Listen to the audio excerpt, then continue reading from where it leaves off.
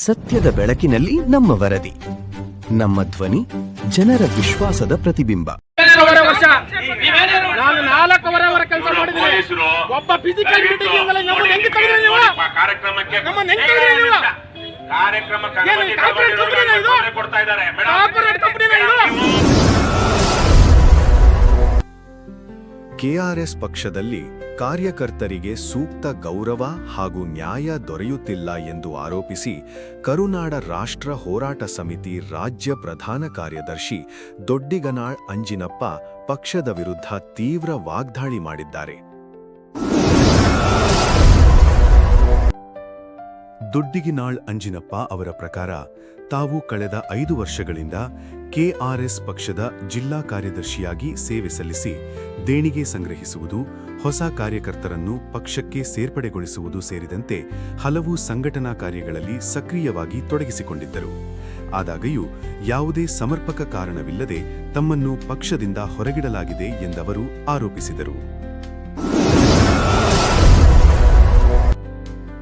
ತಮ್ಮನ್ನು ಬಳಿಕ ಕರುನಾಡ ರಾಷ್ಟ್ರ ಹೋರಾಟ ಸಮಿತಿಯ ರಾಜ್ಯ ಪ್ರಧಾನ ಕಾರ್ಯದರ್ಶಿಯಾಗಿ ನೇಮಕ ಮಾಡಲಾಗಿದೆ ಎಂದು ತಿಳಿಸಿದ ಅಂಜಿನಪ್ಪ, ಈ ಬೆಳವಣಿಗೆಯಿಂದ ಕೆಆರ್ಎಸ್ ಪಕ್ಷದ ಹಲವು ಕಾರ್ಯಕರ್ತರಲ್ಲಿ ಅಸಮಾಧಾನ ಉಂಟಾಗಿದ್ದು, ಅನೇಕರು ಪಕ್ಷದ ನಡೆಗೆ ವಿರೋಧ ವ್ಯಕ್ತಪಡಿಸುತ್ತಿದ್ದಾರೆ ಎಂದು ಹೇಳಿದರು. ಚಿತ್ರದುರ್ಗದ ಡಿಸಿ ಸರ್ಕಲ್ನಲ್ಲಿ ಕೆಆರ್ಎಸ್ ಪಕ್ಷ ಆಯೋಜಿಸಿದ್ದ ಧರಣಿ ವೇಳೆ ಪಕ್ಷದ ಸ್ಥಾಪಕ ರವಿ ಕೃಷ್ಣಾರೆಡ್ಡಿಯವರು ಡಾಕ್ಟರ್ ಬಿಆರ್ ಅಂಬೇಡ್ಕರ್ ಅವರ ಭಾವಚಿತ್ರಕ್ಕೆ ಪುಷ್ಪ ನಮನ ಸಲ್ಲಿಸದೆ ಹಾಗೂ ಗೌರವ ನಮನ ಮಾಡದೆ ನೇರವಾಗಿ ವೇದಿಕೆಯಲ್ಲಿ ಆಸೀನರಾದರು ಎಂದು ಅಂಜಿನಪ್ಪ ಆರೋಪಿಸಿದರು. ನಮಗೆ ನ್ಯಾಯ ಬೇಕು ಎಂದು ನಾನು ಹಾಗೂ ಭರಮಸಾಗರ ಸಿದ್ದೇಶ್ ನೇತೃತ್ವದ ಕಾರ್ಯಕರ್ತರು ರವಿ ಕೃಷ್ಣಾರೆಡ್ಡಿ ಅವರನ್ನು ಭೇಟಿ ಮಾಡಿದ್ದಾಗ ಪೊಲೀಸರು ಮಧ್ಯಪ್ರವೇಶಿಸಿ ನಮ್ಮನ್ನು ತಡೆದರು ಎಂದು ಅವರು ತಿಳಿಸಿದರು. ತಮ್ಮದೇ ಪಕ್ಷದ ಕಾರ್ಯಕರ್ತರಿಗೆ ನ್ಯಾಯ ನೀಡದವರು ಜನಸಾಮಾನ್ಯರಿಗೆ ಹೇಗೆ ನ್ಯಾಯ ಕೊಡುತ್ತಾರೆ ಎಂದು ಪ್ರಶ್ನಿಸಿದ ಅಂಜಿನಪ್ಪ, ಕೆಆರ್ಎಸ್ ಪಕ್ಷದಲ್ಲಿ ಕಾರ್ಯಕರ್ತರೇ ತಮ್ಮ ಸ್ವಂತ ಹಣ ಖರ್ಚು ಮಾಡಿ ಸಭೆಗಳು, ಪ್ರತಿಭಟನೆಗಳು ಹಾಗೂ ಧರಣಿಗಳನ್ನು ನಡೆಸಬೇಕಾಗುತ್ತದೆ. ಪಕ್ಷದಿಂದ ಯಾವುದೇ ಆರ್ಥಿಕ ನೆರವು ದೊರೆಯುವುದಿಲ್ಲ. ಆದರೆ ಕಾರ್ಯಕ್ರಮಗಳ ಬಳಿಕ ಅವರ ಶ್ರಮಕ್ಕೆ ಸೂಕ್ತ ಗೌರವ ನೀಡದೆ ಕಡೆಗಣಿಸಲಾಗುತ್ತಿದೆ ಎಂದು ಗಂಭೀರ ಆರೋಪಿಸಿದರು. ಭ್ರಷ್ಟಾಚಾರ ನಿರ್ಮೂಲನೆ ಹಾಗೂ ಸಾಮಾಜಿಕ ನ್ಯಾಯದ ಹೆಸರಿನಲ್ಲಿ ಯುವಕರನ್ನು ಪಕ್ಷದತ್ತ ಸೆಳೆಯಲಾಗುತ್ತಿದೆ. ಆದರೆ ವಾಸ್ತವದಲ್ಲಿ ಎಸ್ಸಿ, ಎಸ್ಟಿ ಹಾಗೂ ಹಿಂದುಳಿದ ವರ್ಗದ ಯುವಕರಿಗೆ ನ್ಯಾಯ ದೊರೆಯುತ್ತಿಲ್ಲ. ಪಕ್ಷದೊಳಗೆ ಕಾರ್ಯಕರ್ತರಿಗೆ ಗೌರವ ನೀಡದವರು ಸಮಾಜಕ್ಕೆ ನ್ಯಾಯ ನೀಡುವುದಾಗಿ ಹೇಳುವುದು ಸರಿಯಲ್ಲ ಎಂದು ಅವರು ಹೇಳಿದರು. ಇದೇ ವೇಳೆ ಒಬ್ಬ ದಲಿತ ಯುವಕ ನ್ಯಾಯ ಕೇಳಿದರೆ ನಿಮಗೆ ನೈತಿಕತೆ ಇದೆಯೇ ಎಂದು ನಮ್ಮನ್ನೇ ಪ್ರಶ್ನಿಸಲಾಗುತ್ತಿದೆ. ಆದರೆ ಪಕ್ಷದೊಳಗೆ ನಡೆಯುತ್ತಿರುವ ಅನ್ಯಾಯಗಳಿಗೆ ಯಾರು ಉತ್ತರ ಕೊಡುತ್ತಾರೆ ಎಂದು ಅಂಜಿನಪ್ಪ ಆಕ್ರೋಶ ವ್ಯಕ್ತಪಡಿಸಿದರು.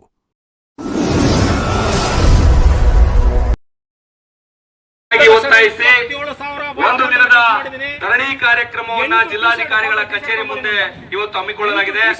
ಈ ಕಾರ್ಯಕ್ರಮಕ್ಕೆ ಇವತ್ತು ಕನಕದಾಸ ವೃತ್ತದಿಂದ ಪಾದಯಾತ್ರೆಯನ್ನ ಆರಂಭಿಸಿ ಇವತ್ತು ಆ ಪಾದಯಾತ್ರೆ ಮುಖಾಂತರ ನಗರದಲ್ಲಿ ಪಕ್ಷದ ಪರವಾಗಿ ರಾಜ್ಯ ಪ್ರಧಾನ ಕಾರ್ಯದರ್ಶಿ ನಮ್ಮನ್ನ ಕಿತ್ತಾಕ್ತಾರೆ ಅಂತಂದ್ರೆ ನಮ್ಮ ಕೆಆರ್ಎಸ್ ಪಾರ್ಟಿ ಕಾರಣಕ್ಕೆ ಗೌರವ ನಡೆಸಿಕೊಳ್ಳಕ್ಕೆ ಟ್ರೈ ಮಾಡ್ತಾ ಇದೀವಿ.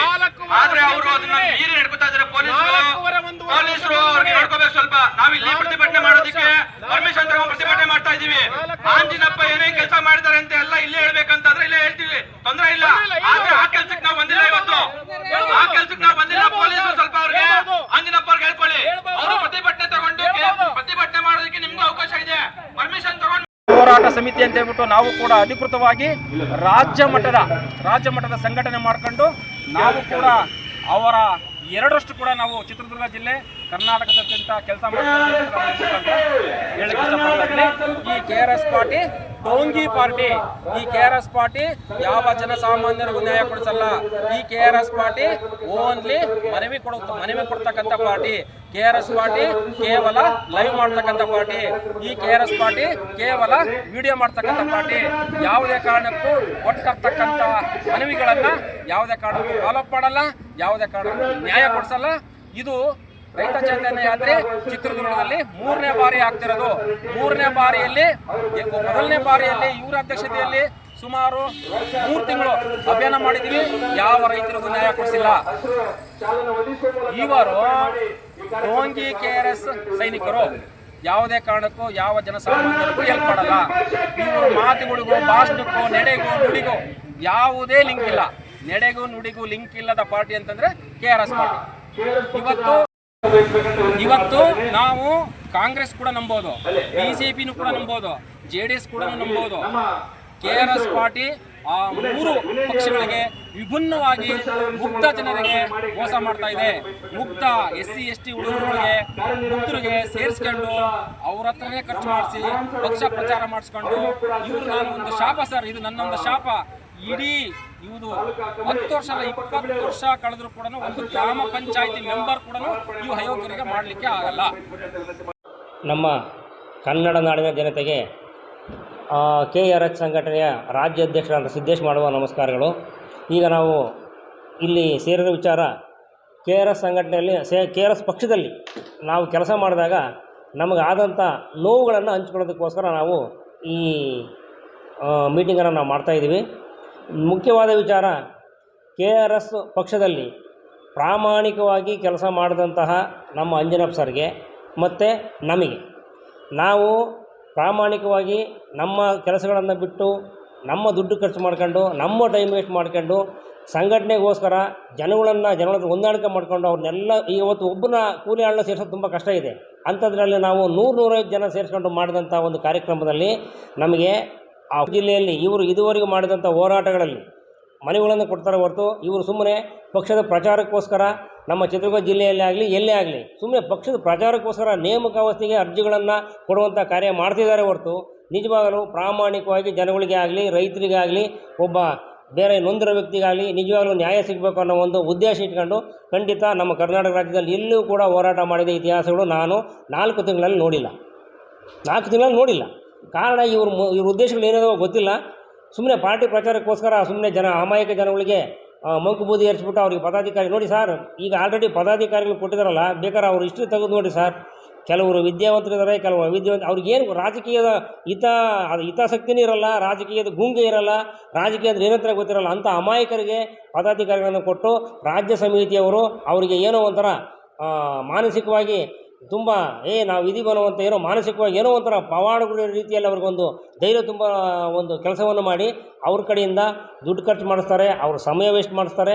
ಅವ್ರ ಹೆಂಡತಿ ಮಕ್ಕಳಿಗೆ ಕೆಲಸ ಮಾಡೋದು ಬಿಟ್ಟು ಪುಕ್ಸೆಟ್ಟೆ ನಮ್ಮ ರವಿಕೃಷ್ಣ ರೆಡ್ಡಿ ಅವ್ರಿಗೆ ಕೆಲಸವನ್ನು ಮಾಡೋದಕ್ಕೆ ಬರಬೇಕಪ್ಪ. ಆ ಥರ ಅವರಿಗೆ ಒಂದು ನಮ್ಮದು ಆ ಥರ ನಮ್ಮ ಸಿದ್ಧಾಂತಗಳು ಆ ಥರ ನಮ್ಮ ಪ್ರೋಟೋಕಾಲ್ ಈ ಥರ ಎನ್ನುವಂಥ ಒಂದು ಸುಮ್ಮನೆ ಮಂಕುಬುದ್ಧಿಯನ್ನು ಜನಗಳಿಗೆ ಎರಿಸಿ ಅವರಿಗೆ ಮಂಕಿಡಿಸಿ ಈ ಪಕ್ಷದ ಬಗ್ಗೆ ಏನೋ ಒಂಥರ ಭಾಳ ಏನೋ ಮುಂದೆ ಇವ್ರನ್ನ MLA MP ಆಗ್ಬಿಡ್ತೀವೋ ನಾವು ಅನ್ನೋ ರೀತಿಯಲ್ಲಿ ಅವ್ರ ಮನಸ್ಸಲ್ಲಿ ಏನೋ ಒಂಥರ ದೈವತ್ವ ಬರಬೇಕು, ಆ ಥರ ಮಾಡ್ಕೊಂಬಿಡ್ತಾರೆ ಅವ್ರನ್ನ, ಒಂಥರ ವಶ ಮಾಡ್ಕೊಂಬಿಡ್ತಾರೆ ಅವ್ರನ್ನ.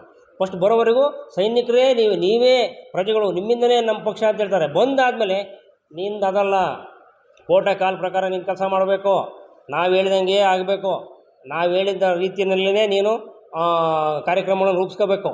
ಯಾವುದೇ ಕಾರಣಕ್ಕೂ ಸ್ವಂತಕ್ಕೆ ನೀನೇನು ಮಾಡೋಂಗಿಲ್ಲ. ಅದಕ್ಕೊಬ್ಬರು ಉಸ್ತುವಾರಿ ಅಂತ ಮಾಡಿಬಿಟ್ಟಿರ್ತಾರೆ.